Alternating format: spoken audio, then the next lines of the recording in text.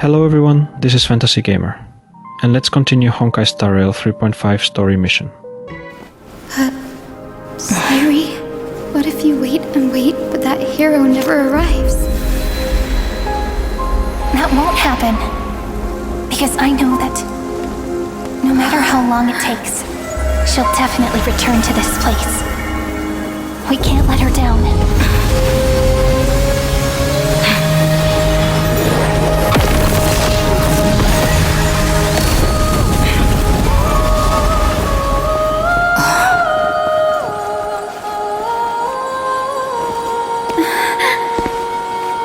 Sky shall rain rays of dawn for you. May romance be with you on your journey. And reason grant you enlightenment. Let strife bestow you with inspiration. Trickery ensure your success. Allow death to protect your soul. And at last, let passage point the way forward. While time will remember the Trailblaze's journey.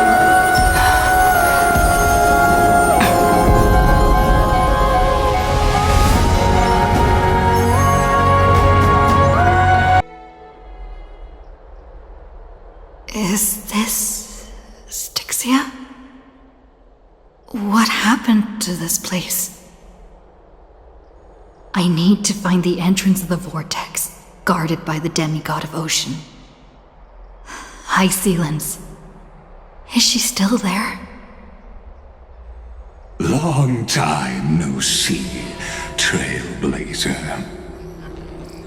Generation after generation of Chrysos Air heroes have tried to defy fate with their blood and tears, either voluntarily shattering their souls or waiting in eternal solitude. But alas, fate can never be defeated. You managed to break free. Reason and trickery may bind my flesh, but my will shall never fall silent. So the demigod of ocean, the Dux Gladiorum High Sealens, sought to bring me into a fantasia with her voice and drown a genius in slumber. But alas, it was all a hopeless dream. That warden fell before I did, due to erosion of time, while her prisoner remained unchanged. And yet, here you are bound to this place. True, I can't leave this place, but what of it? You should have heard of this fable. In a shadowed cave lived a people, imprisoned from childhood, and chained so that their legs and necks are fixed, forcing them not to look around at the cave, each other, or themselves. Behind them is a fire, and before them loomed the stone wall of the cave. The flames cast shadows, while the rocky surface threw back echoes. To them, that false play is the whole world. Yes, I'm trapped in the cave, but I know it's all just a fleeting illusion. I don't struggle in dreams. I wait. And now, my deliverer has come to defeat me and save this world that never owed you anything. Oh, you'll need to awaken the singer here and unseal the prison called Vortex of Genesis. You'll be the one to unshackle me and bring the cave crashing down. Of course, I don't mind waiting a little longer. Let me guide you through this next illusion. One last memory from that prison warden. I hope you'll watch the stories of this fantasia closely. Logically, the Deliverer must see the world for what it truly is. Emotionally, this memory captures the fate of everyone in Amphorius better than anything else.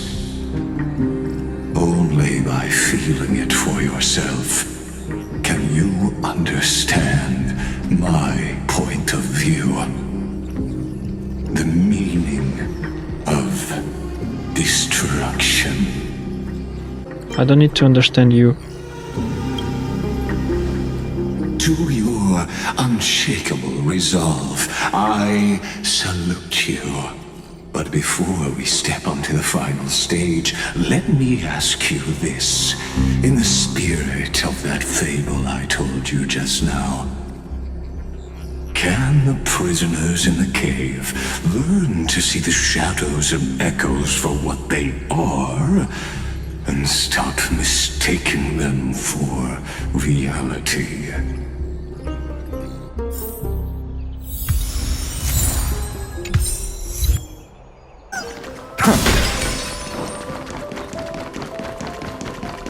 Look, the fire projects the face from her memories.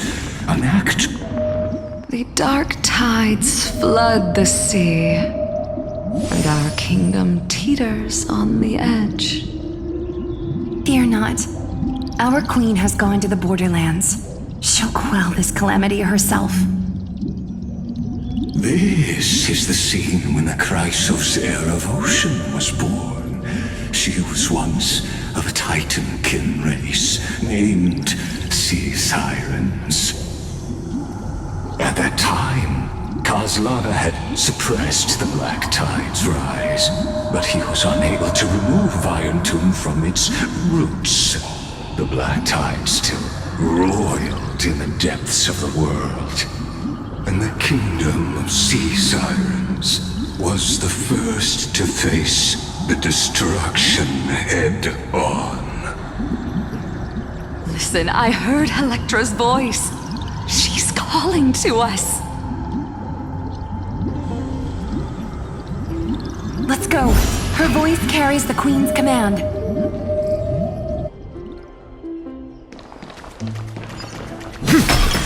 To keep the Black Tide from threatening the ocean, the queen gave her all, body and soul. Born of the queen's chalice. My sisters! You're finally here! Of course, Helektra. Your beautiful melody drew us here. Isolence. Her true name is Helektra. This is a reflection of her former self, clinging to the past with aching defiance. The Queen summons us. She must be near exhaustion. The Black Tide will soon enter our borders. Then what do we do? Will our seas fall to darkness and terror as well? Don't worry. We shall lift the chalice in her stead to catch the Black Tide, and stand together to safeguard our realm and its people. Such tiny Titankins, thinking they can stop the tide of truth. How naive. And that naivete is the root of all suffering.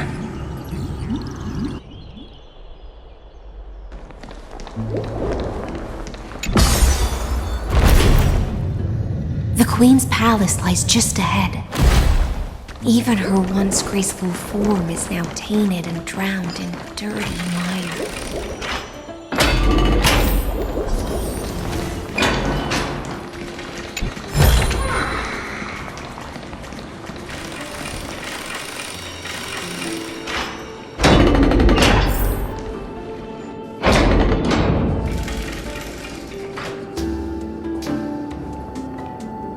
Oh, Magusa, our noble queen, we've come at your call. My little fishlings. You swim with such joy.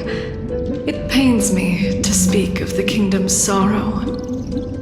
I once believed I could drink the black tide dry, but even the deepest chalice must one day overflow, and I can hold no more of this filth. Mother, worry not. We're all children of the sea. Let us bear your fate together. We'll take up your mantle and drive back the black currents. We'll mend your sacred chalice and take in the cursed filth. My little fishlings, when the spear of strife falls, you may retreat in peace. I promise you, on the surface, the city-states will hold a feast without end in your honor. This is the last gift I can give you.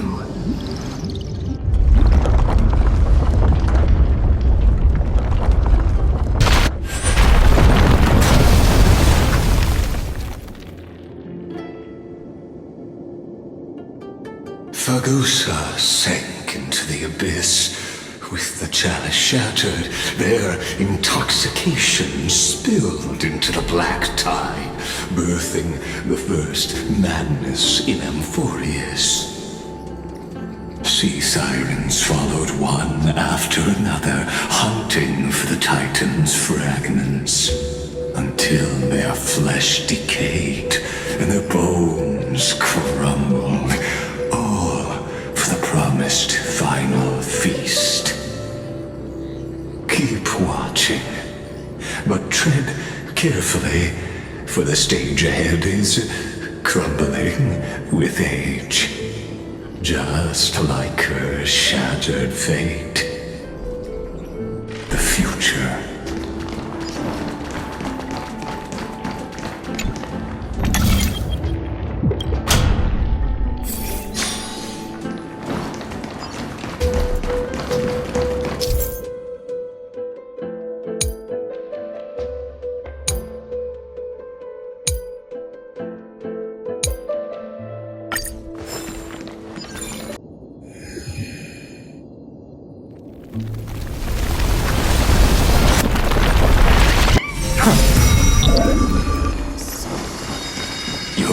Wisdom far surpasses even the bounds of reason's model.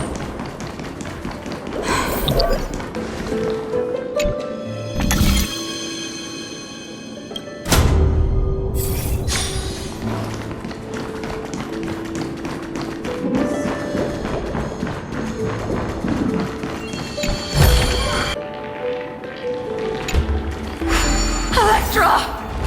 The fiends have gnawed my tail. I can no longer swim to the far seas. Helektra! The black sludge has soaked my fins! Sisters, don't give up. Remember the Queen's promise of a feast in the city called Styxia. I haven't forgotten. It visits me in dreams every night. I dreamed of a shining city, its lights piercing the deep gloom of the seabed. I dreamed of children placing garlands on our bone holes, and poets praising the sea sirens for shielding the world. But what a shame. We can go no further. Please, sing to the humans for us. Sing of the deep sea's legend in our place. Feast from Helektra.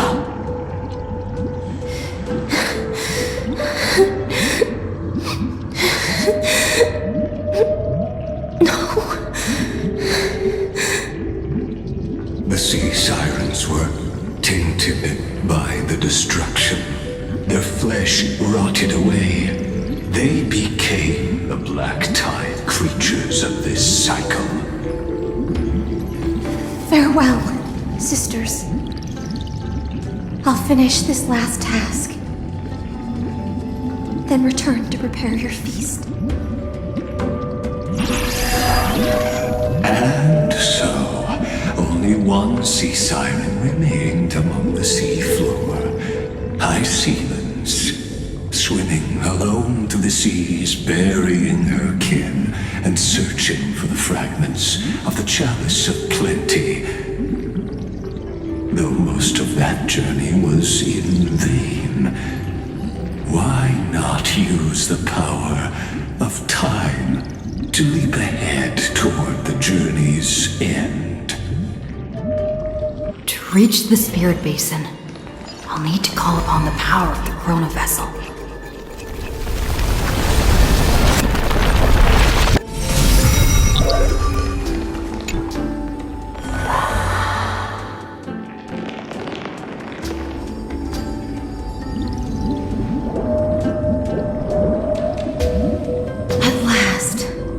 The Chalice of Plenty is whole again. The Lance of Fury emerges from the River of Souls, and the gods reclaim their duty to hold back the black tide. I am freed from endless toil, and now walk toward the rites at Styxia.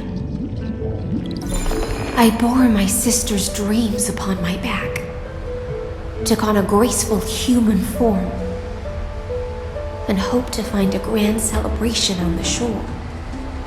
My fins became legs, my scales became skin, and the sea foam on my body became a shimmering gown. But when I stepped onto land, there were no festivals with honey brew, nor poets plucking harps, only silent death, drifting gently along the River of Souls. When she fulfilled her wish, she only found Styxia to have already repeated the mistakes of previous cycles and was swallowed by death. Hopes and promises are nothing but the foam of dreams. I am a sea siren, a vessel born to contain the tides. Now that my task is done, and the promise is broken, how am I to go on in a world drowned in shadow? Fagusa, my noble queen. She evaded my questions with drunken stupor. She told me a grand feast awaited me in the surface world. So I wandered lost, groping through the dark. The feast she spoke of. Where is it? Lonely Blade, I shall grant you everything you seek.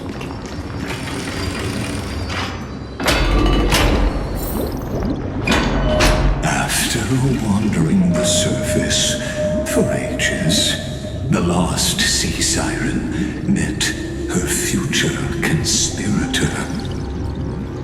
You quelled the wars alone and forced strife into retreat.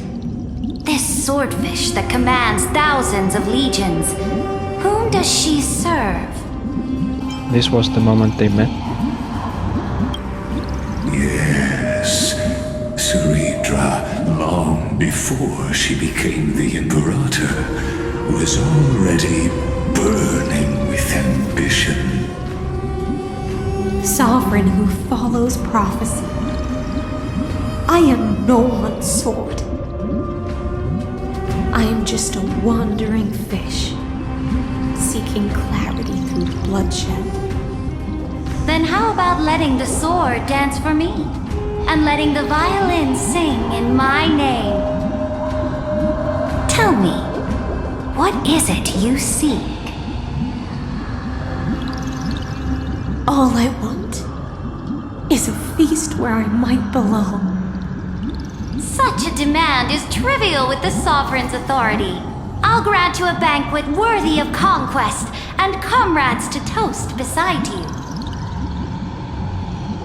But night, You must offer me your heart. My heart? Yes, a loyal heart that will generate no betrayal. You were deceived by gods and drowned in the ocean's darkness. But now, I will lead you forward and be your light. So be it, noble monarch. The law you proclaim shall govern my every breath. So be it, noble monarch. I am simply becoming someone else's vessel once again, and accepting a duty given to me. And thus, in her hollow drift, she finally found a new purpose, like sunlight piercing the deepest trench.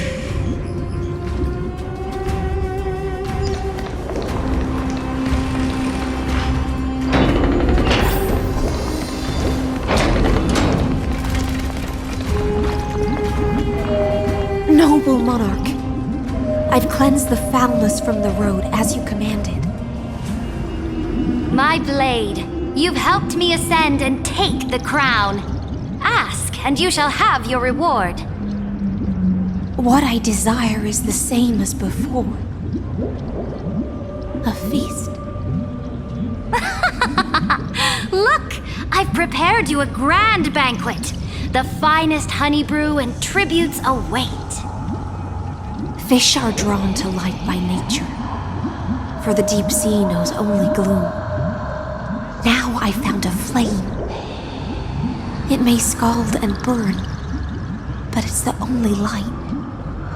Come, let us join the feast. Perhaps the path forward lies hidden among the revelry.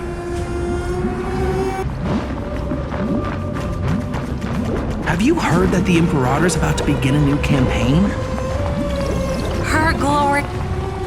My faithful subjects, tonight's feast is not just for the past.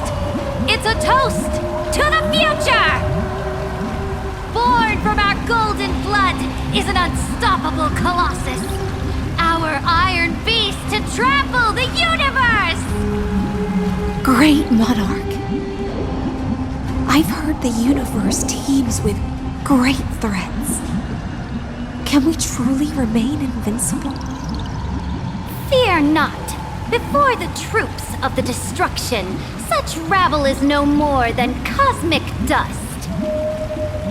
Surely there's a planet draped in oceans out there in the stars. Once I claim it, it shall be yours to rule.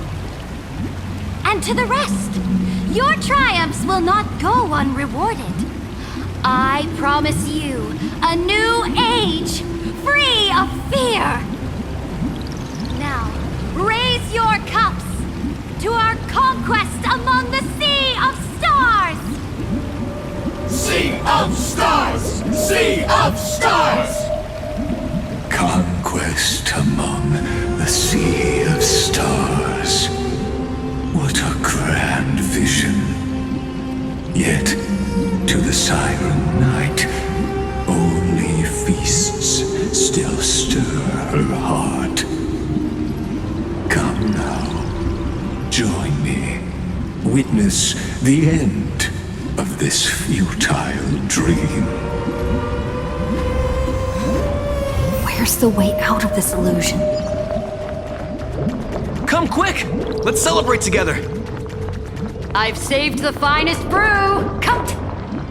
Noble knight, you are truly a blazing spark. It is my honor to share this banquet with you. Noble knight, you have earned victory with your blade, and you have every reason to revel in this moment of triumph. Let me pour you a glass of honey brew. Noble knight, with the sovereign now enthroned, this triumph is yours as much as hers. Let me raise a toast to you. Noble knight, your strength is boundless. Lead us to conquer the universe, and let us toast to that vow! Then drink we shall. Raise your glass. In the deep sea, I never knew what fire was.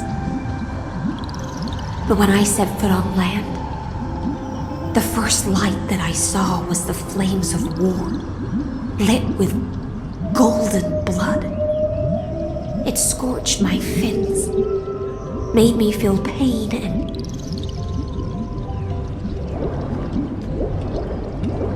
ignited an unprecedented hunger. A hunger that flickers in every hero's heart. So bright, yet so blinding. Look! The monarch herself has taken her seat! Hear that? The court sings her praises! Come! Join us and praise her glory! One eye of hers sees glory, the other sees corpses. And yet, she cherishes the name of glory more than fear and death. As they say, the coward died 1,000 times before his end. But the brave face death but once, which gods stand witness. On the eve of war, we sang our hymns and set our sights to sail beyond the stars. The legions will climb aboard the beast, riding it like currents across the cosmos. Planets after planets flew the flags of her crown.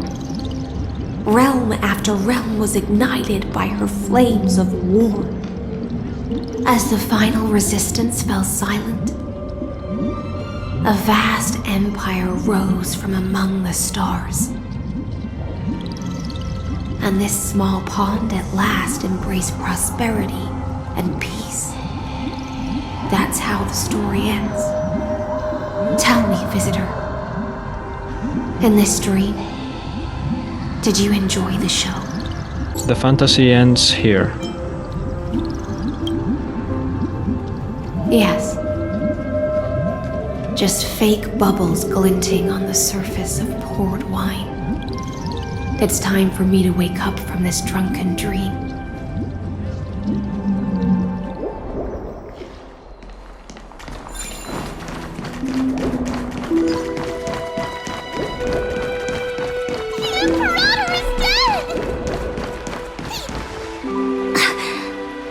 People once cheered for my ascension.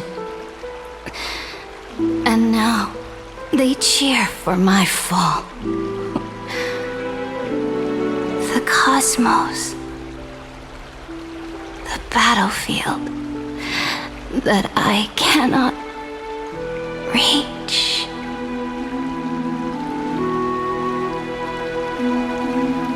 Before the Sovereign's conquest reached its end, her life and ambition had already been swallowed by the deep sea. This is the true ending. Her grand designs torn apart by the blade. Her regal robe soaked in golden blood. And the one who struck her down? The one who struck her down was her most loyal Gladius. Why? I don't need to explain myself. A fish in a pond has no hope against the surge of fate. I wandered the shore, found a flicker of flame, only to snuff it out with my own hand. I don't understand. If the ocean's feast, the Imperator's dream, and even Amphorius's existence are all illusions, then what's the point of our journey?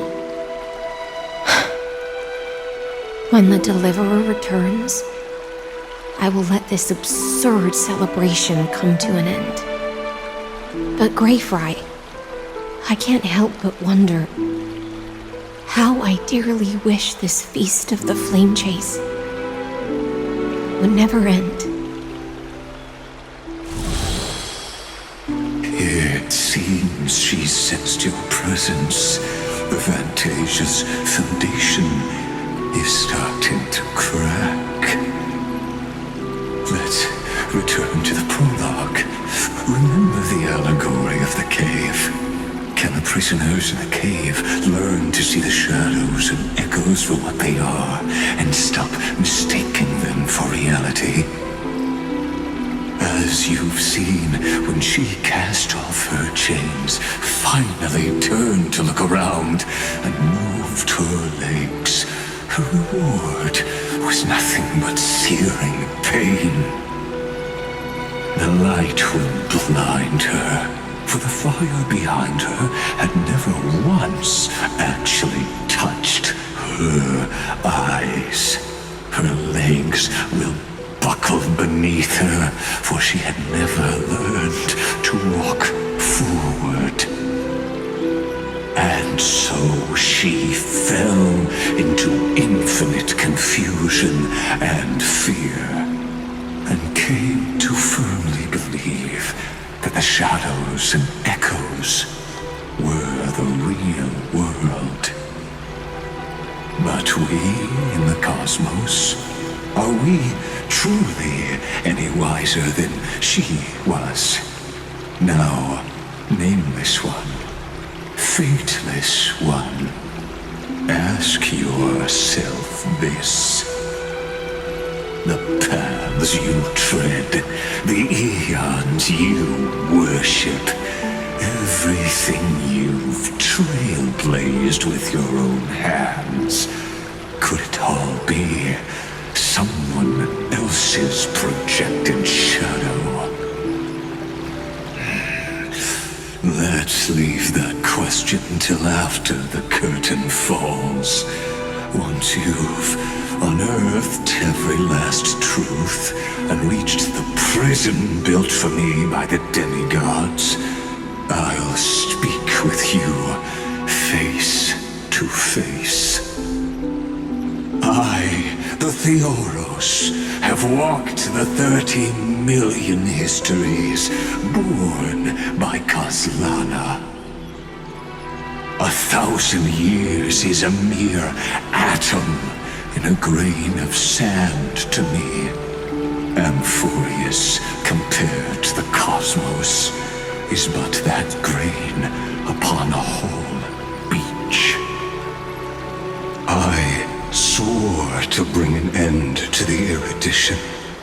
Would I really let a single grain grind down my mind? Now, please use the power of time to open the gate to the ocean's depths.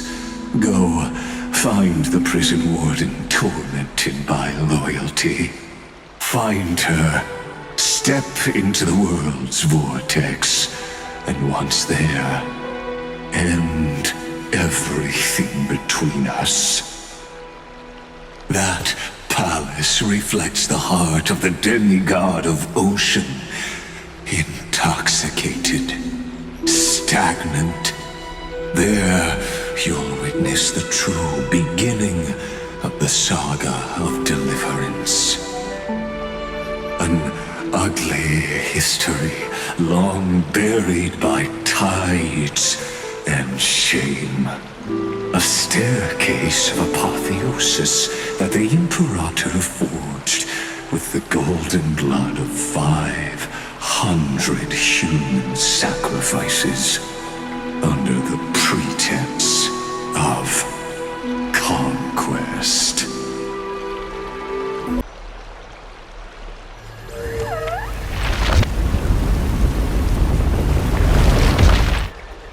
Beyond this door lies the path to the vortex of Genesis.